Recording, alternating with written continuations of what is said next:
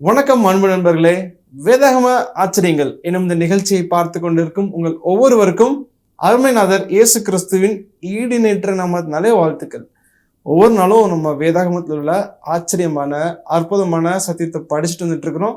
இன்னைக்கும் நம்ம வேதாகமத்துல ஒரு ஆச்சரியமான தகவலை படிக்க போறோம். நம்மோடு இணைந்திருக்கிறாங்க சகோதரர் மாதவன் அவர்கள். வாங்க அவரை வரவேற்று நிகழ்ச்சிக்குள்ள போலாம். மாதவன், இந்த நாள்ல வேதாகமத்துல இருந்து என்ன ஒரு ஆச்சரியமான தகவலை படிக்க போறோம்?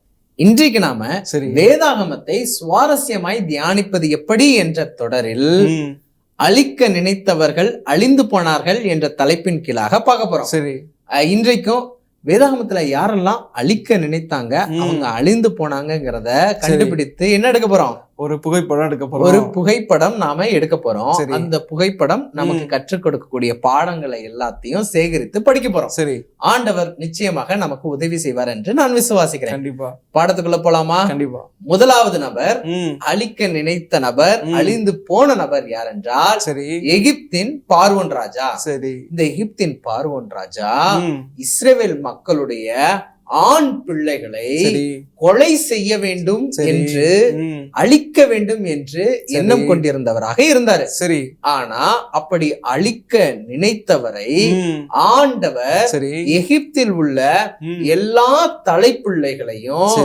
மிருக ஜீவன்கள் உட்பட அதில் உள்ள எல்லா தலையீற்றுகளையும் 10ஆம் வாதையின் போது அழித்து போட்டார் என்று வேதம் கூறுகிறது. சரி, அது மட்டுமல்ல, இந்த எகிப்தின் ராஜா தன்னுடைய யுத்த வீரரோடு இஸ்ரவேல் மக்கள் புறப்பட்டு போகும்போது அவர்களை பிடிக்க வேண்டும், அவர்களை தனக்கு அடிமையாக்கி கொள்ள வேண்டும் என்று பின்தொடர்ந்து வரும்போது அவர்கள் செங்கடலை கடந்து பிற்பாடு திரும்பி பார்த்து மோசே கையை நீட்டின போது பார்வோன் ராஜாவும் அவரை பின்தொடர்ந்து வந்த யுத்த வீரர்களும் அந்த செங்கடலில் அப்படியே மூழ்கடிக்கப்பட்டு ஆண்டவரால் அழித்து போடப்பட்டார்கள், கவிழ்த்து போடப்பட்டார்கள்ங்கிறத வேதத்துல வாசித்து தெரிந்து கொள்றோம்.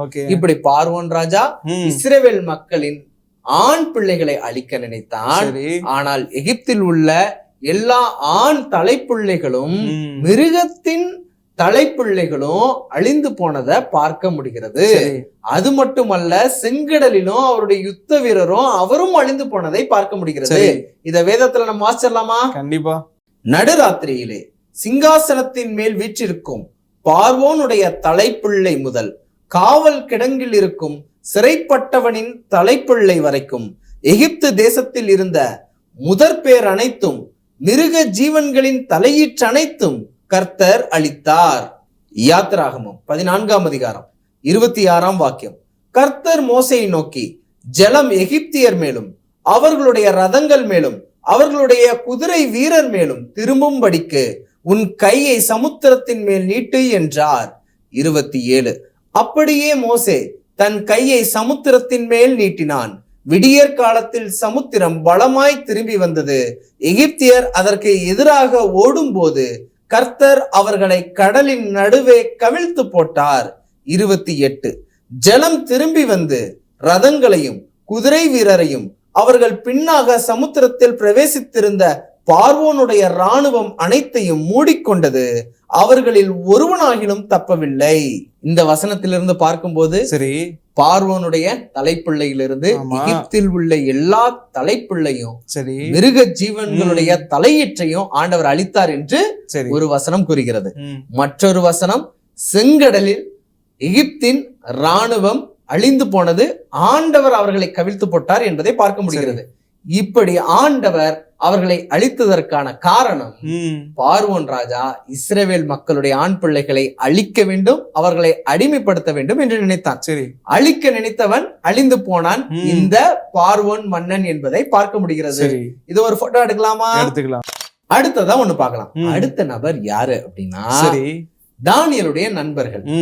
நேபுகாத் நேச்சாருக்கு முன்பதாக நாங்கள் நீர் நிறுத்தின சிலையை வணங்க மாட்டோம் என்று தீர்மானித்து நிற்கும் போது அவர்களை அக்கினி சூளையில போடுறதுக்கு உத்தரவு இடுகிறார். அக்கினி சூளையில அவர்களை கொண்டு போய் போடுவதற்கு முன்பதாக 7 மடங்கு சூடாக்குங்க அப்படின்னு அவர் சொல்றாரு. 7 மடங்கு சூளைய சூடாக்குறாங்க. இவர்களை அழிக்க வேண்டும், இவர்களை அக்கினி சூளையில் போட வேண்டும் என்று தரத்தரவென்று இழுத்து கொண்டு போட நினைத்தவர்கள் அந்த அக்கினியின் அனல் பட்டு அவங்க மரித்து விட்டதை பார்க்க முடிகிறது.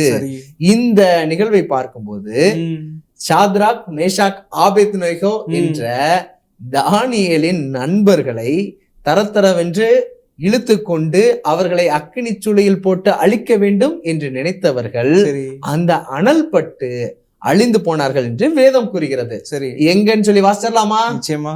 தானியேல் 3ஆம் அதிகாரம் 22ஆம் வாக்கியம். ராஜாவின் கட்டளை கடுமையாய் இருந்தபடியினாலும் சூளை மிகவும் சூடாக்கப்பட்டிருந்தபடியினாலும் அக்கினி ஜுவாலையானது சாத்ராக், மேஷாக், ஆபேத்நேகோ என்பவர்களை தூக்கி கொண்டு போன புருஷரை கொன்று போட்டது. இந்த வசனம் நீங்க பாத்தீங்க அப்படின்னா சாத்ராக், மேஷாக், ஆபேத்நேகோ என்ற தானியேல் நண்பர்களை கூட்டிக் கொண்டு தூக்கி கொண்டு போனவர்களை அழிக்க நினைத்தவர்களை அந்த அக்கினியின் அனல் அழித்து போட்டது. ஆனா சாத்ராக், மேஷாக், ஆபேத்நேகோ அவங்க என்ன பண்ணப்பட்டாங்கன்னா காக்கப்பட்டாங்க. அழகான விஷயமா இல்லையா? இங்க அழிக்க நினைத்தவர்கள் அழிந்து போனார்கள். யார் என்றால் அக்கினி சூளையில் போட நினைத்த அந்த நபர்கள் என்பதை பார்க்க முடிகிறது. இத ஒரு போட்டோ எடுத்துக்கலாமா? எடுத்துக்கலாம். அடுத்ததா யாரு அப்படின்னா தானியேலின் உடன் வேலையாட்கள். இவங்க யாரு அப்படின்னா நமக்கு மிகவும் பிடித்தமான ஸ்டோரி என்னன்னா டேனியல்ஸ் இன் தி லயன்ஸ் டென், தானியேலும் சிங்கக்கெபியும் என்று பார்க்கலாம். தானியேல் மீது பொறாமை கொண்டு சில சதிச்செயல் செய்து தானியேலை எப்படியாவது அழித்து விட வேண்டும் என்று நினைத்து கொண்டிருந்தவர்கள் கடைசியில ராஜாவின் உத்தரவின்படி எங்கே கொண்டு போய் போட்டார்கள் என்றால் சிங்கக்கெபியில போய் போட்டாங்க. ஆனா அதுல பல திருப்பங்கள் இருந்ததுங்கிறத நாம தானியேல் 6ஆம் அதிகாரம் வாசித்தால் தெரிந்து கொள்ளலாம். இப்போ தானியேலை சிங்கக்கெபியில் போட்டு விட்டார்கள்.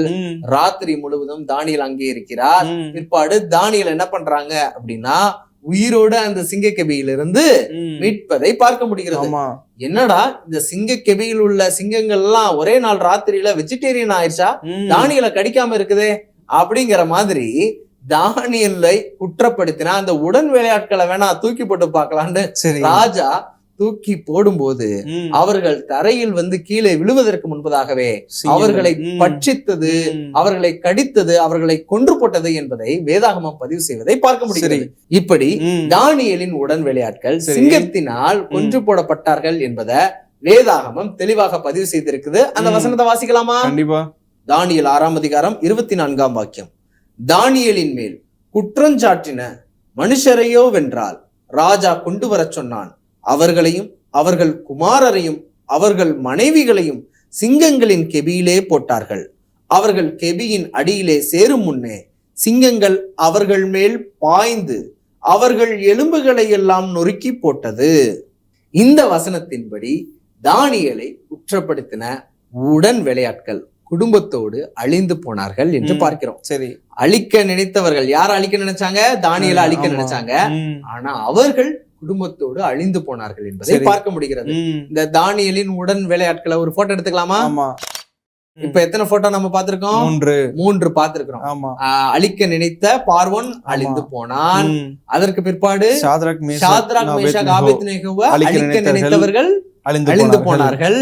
3வது தானியேலின் உடன் வேலையாட்கள் அழிக்க நினைச்சாங்க, அழிந்து போனார்கள். நம்முடைய பட்டியல்ல கடைசியா நம்ம பார்க்க போற போட்டோ எதுனா 4வது போட்டோ அழிக்க நினைத்தவன் ஆமான். இந்த ஆமான் எஸ்தர் புத்தகத்தின் மிக சுவாரஸ்யமான ஒரு வில்லன். இந்த ஆமான் தன்னை சுற்றிலும் உள்ளவர்கள் தன்னை வணங்க வேண்டும் என்று ஆசைப்பட மொர்தெகாய் என்ற யூதர் வணங்க மாட்டேன் என்று நிற்கிறார். இவர் மீது அவருக்கு கோபம் வருகிறது. இவரை அழிப்பது எனக்கு எளிதல்ல, இவர் இனத்தை அழிக்க வேண்டும் என்று சதித்திட்டம் தீட்டி மொர்தெகாயையும் மொர்தெகாயுடைய இனமாகிய யூத இனத்தையே அழிக்கணும்னு திட்டம் தீட்டாரு. ஆனா பரிதாபமா அந்த சதி செயல் எல்லாம் மாறி கடைசியில் ஆமானே கொலை செய்யப்படக்கூடிய சூழ்நிலை ஏற்படுகிறது.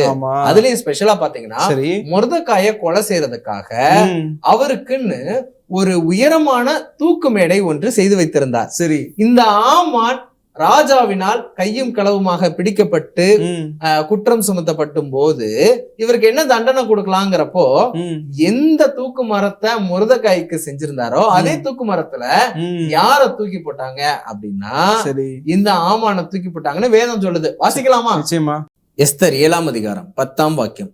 அப்படியே ஆமான் முர்தகாய்க்கு ஆயத்தம் பண்ணின தூக்கு மரத்தில் ஆமானையே தூக்கி போட்டார்கள்.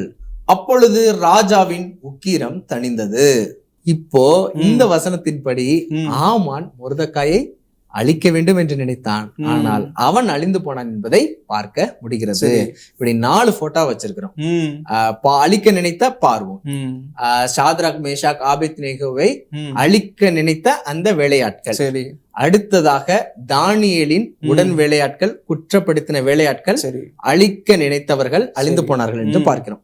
இப்போ முருதகாயை அழிக்க நினைத்த ஆமானும் அழிந்து போனான் என்று 4 போட்டோ வச்சிருக்கோம். சரி, இந்த 4 போட்டோவையும் ஒரே மாதிரியான நிகழ்வை ஏன் ஆண்டவர் வேதாகமத்துல வச்சிருக்கிறாருன்னு யோசிக்க தோணுதா, தோணலையா?